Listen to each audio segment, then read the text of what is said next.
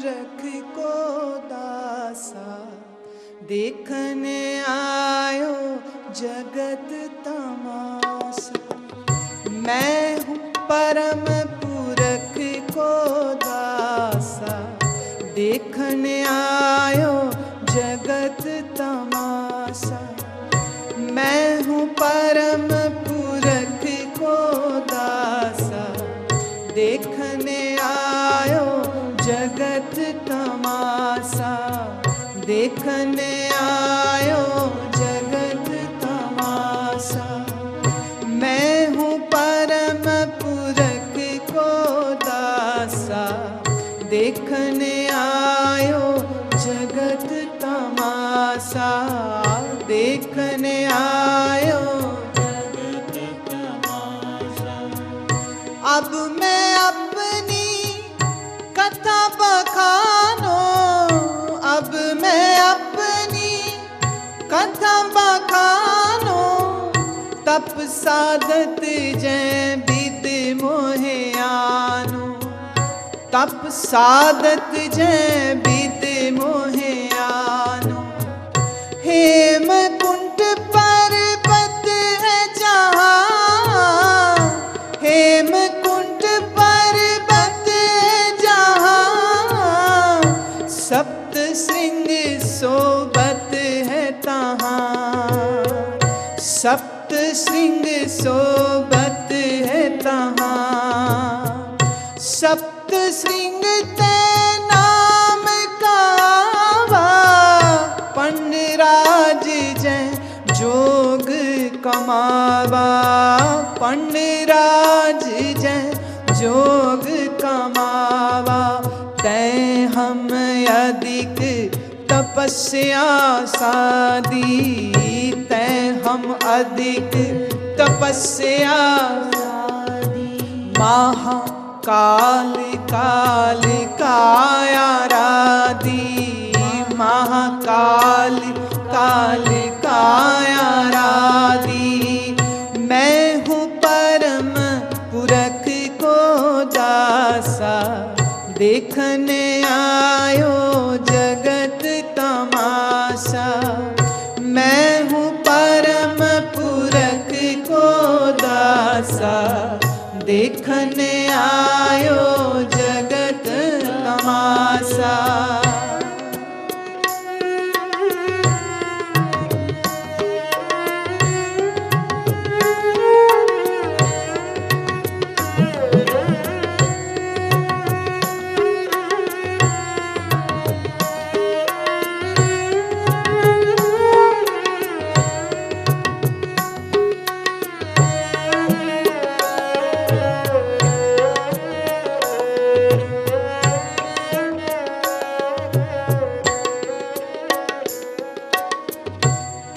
जो करी अलख की सेवा, ताते पे प्रसन्न गुरुदेवा। ताते पे प्रसन्न गुरुदेवा। तिन प्रभ जब आयस मोहे दिया, तब हम जन्म कलू में लिया। तब हम जन्म कलू में लिया। चित न भयो हमरो आवन के, चित न भयो हमरो आवन के। चुभी रही श्रुत प्रभ चरणन में, चुभी रही श्रुत प्रभ चरणन में। ज्यों त्यों हम, ज्यों त्यों प्रभ हमको समझायो। इम कह के ए लोक पठायो। ज्यों त्यों प्रभ हमको समझायो। इम कह के एह लोक पठायो। इम कह के एह लोक पठायो। मैं हूँ परम पुरख को दासा, देखने आयो जगत तमाशा। मैं हूँ पर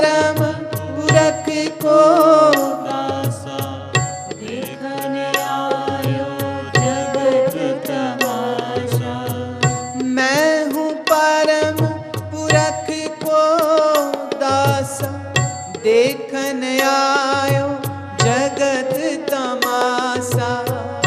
मैं हूँ परम पुरख को दासा, देखन आयो जगत तमाशा। मैं अपना सुत तोहे निवाजा, मैं अपना सुत तोहे निवाजा। पंथ प्रचुर करिबे को साजा, जहाँ तहाँ तय धर्म चलाए। कबूद करन ते लोक हटाए, एह कारण प्रभु मोहे पठायो।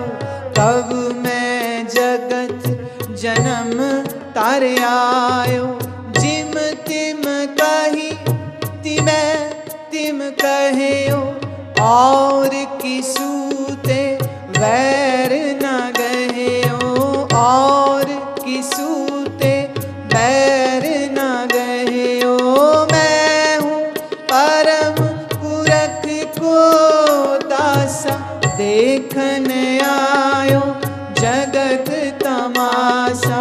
मैं हूँ परम पुरख को दासा, देखन आयो जगत तमाशा।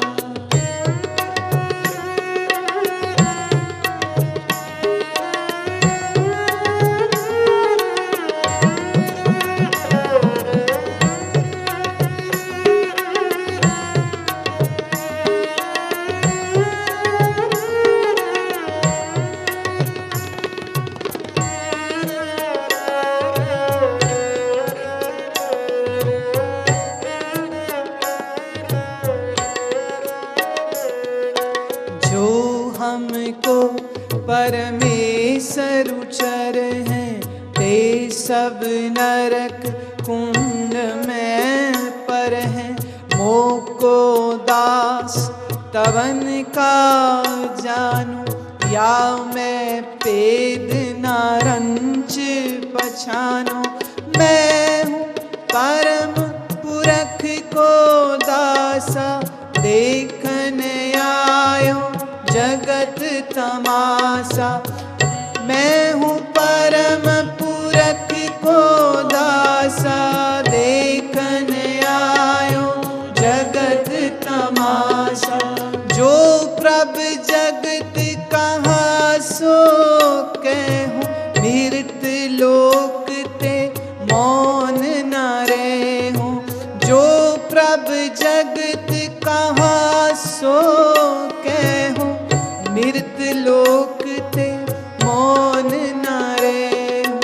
अब मैं अपनी कथा बखानूं, तप साधत जय विद मोहे आनूं। अब मैं अपनी कथा बखानूं, तप साधत जय विद मोहे आनूं। हेम कुंड पर्वत है जहाँ, सप्त श्रृंग शोभत है तहाँ। सप्त श्रृंग तह नाम कहावा, पंडराज जय जोग कमावा। तै हम अधिक तपस्या साधी, महाकाल काल का आराधी।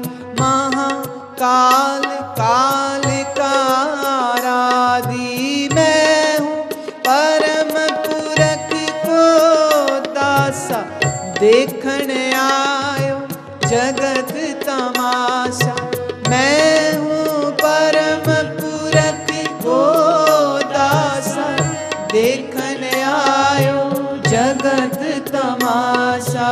देखन आयो जगत तमाशा, देखन आयो जगत तमाशा।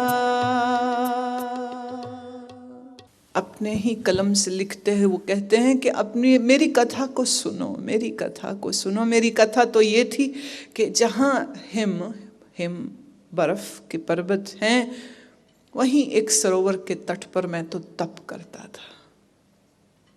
वहां जहां पंडराज पांडवों ने जहां पर तप किया था, ठीक उसी जगह पर मैं तप करता था। अपनी तपस्या में मैं लीन था, परमात्मा से एक था। और यूं तप करते करते मैं परमात्मा से एक रूप हो गया। और यहां मेरे भावी माता पिता भी तप कर रहे थे, गुरु तेग बहादुर और माता गुजरी। ये भी तप कर रहे थे और अरदास कर रहे थे कि उनके घर संतान हो। और उनकी उस प्रार्थना को सुन के मुझ तपस्वी को परमात्मा का आदेश हुआ कि जाओ अब जन्म लो। चित न भयो हमरो आवन के, पर नया शरीर धारने का मेरा कोई चित्त न था। संसार में फिर वापस जाने का और कार विहार में घुसने का मेरी कोई रुचि नहीं है, कोई रुचि नहीं थी। परंतु मेरे भावी पिता गुरु तेग बहादुर ने इस तरह से परमात्मा को प्रसन्न कर रखा था कि उनकी इच्छा संतान की पूरी हो, इसलिए परमात्मा ने मुझको चुना और उनके यहाँ पुत्र बनकर पैदा होने के लिए प्रेरित किया। उनका आदेश। ज्यों त्यों प्रभु हमको समझायो। तो फिर जैसे जैसे मेरे प्रभु ने मुझको समझाया, जो कुछ उसने मुझको आदेश दिया, बस उसके कहे हुए वचनों को लेके इम कह के एह लोक पठायो, उस उपदेश को अपने साथ लेकर के मैं पैदा हुआ।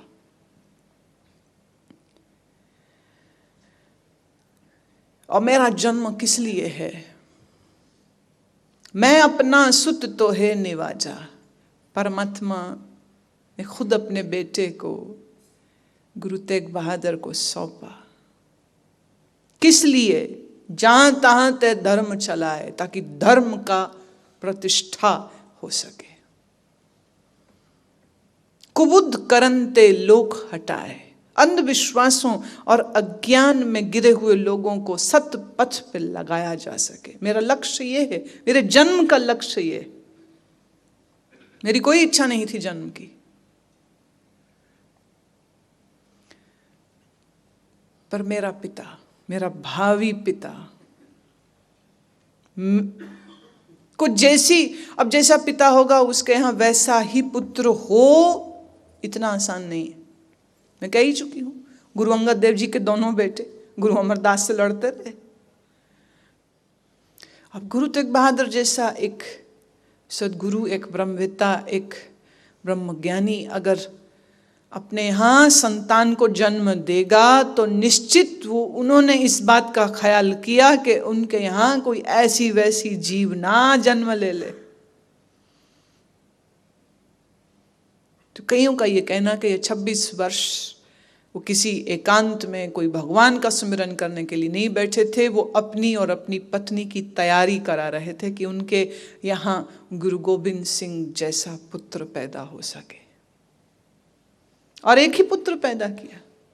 इसके लिए भी एक निर्मले संत ने मुझे एक बार ये बात बताई थी कि अब फिर वही बात आ जाती, बहुत सी मिथ, बहुत सारी जादुई करिश्माई ऐसी शक्तियों का कहानियां बनाई जाती हैं, बनती हैं। ये नहीं कि होती नहीं हैं, पर जोड़ी भी बहुत सारी जाती, बहुत सारी। तो उनका ये कहना था, इस निर्मले संत का ये ख्याल था उनका कि गुरु तेग बहादुर और माता गुजरी के घर जो गुरु गोविंद सिंह का जन्म हुआ है, इतना बड़ा योगी ऐसे ही थोड़ी आ गया था।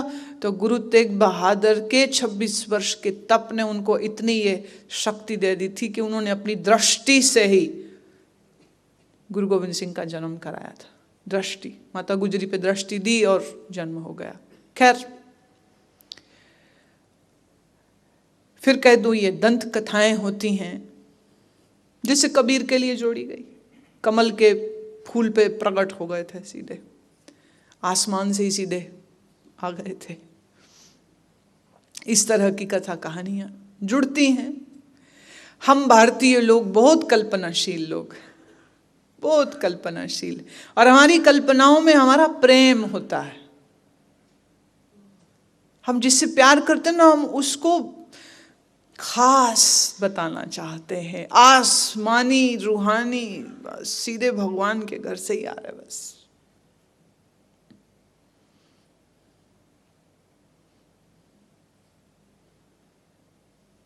खैर,